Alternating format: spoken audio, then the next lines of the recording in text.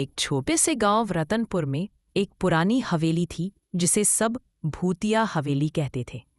गांव के लोग कहते थे कि वहां रात को डरावनी आवाजें आती हैं, दरवाजे अपने आप खुलते बंद होते हैं और कभी-कभी सफेद कपड़ों में एक छाया दिखाई देती है। एक दिन 3 दोस्त मोनू, टिंकू और गोलू ने तय किया कि वे इस रहस्य को सुलझाएंगे। सबको डर लगा, पर मोनू बोला, अगर सच में भूत है तो हमें देखना चाहिए कि वो क्या चाहता है। रात के समय तीनों टॉर्च लेकर हवेली की ओर निकल पड़े। हवेली बहुत पुरानी थी, दीवारों पर मकड़ी के जाले, टूटी खिड़कियां और अजीब सी सीलन भरी हवा।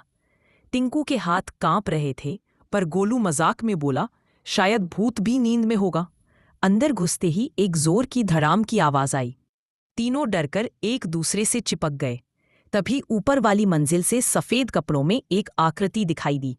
वो धीरे धीरे सीढ़ियां उतरने लगी। मोनू ने टॉर्च उस पर डाली और सब चौंक गए। वो तो एक बूढ़ा माली था जो हवेली की देखभाल करता था। उसने बताया कि यह हवेली उसके मालिक की थी जो विदेश चला गया था। लोग उसे भूत समझने लगे क्योंकि वह रात में पौधों को पानी देने आता था। लेकिन बात यही खत्म नहीं हुई। तभी हवेली के पीछे से एक रहस्यमयी रोशनी चमकी। माली के साथ तीनों बच्चे वहां गए।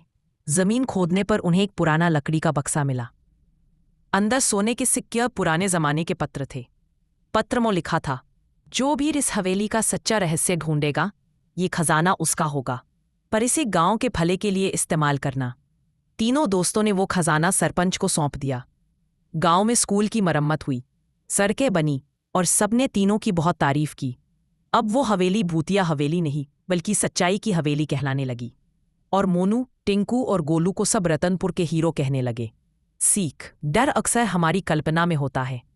जब हम सच्चाई का सामना करते हैं तो डर गायब हो जाता है।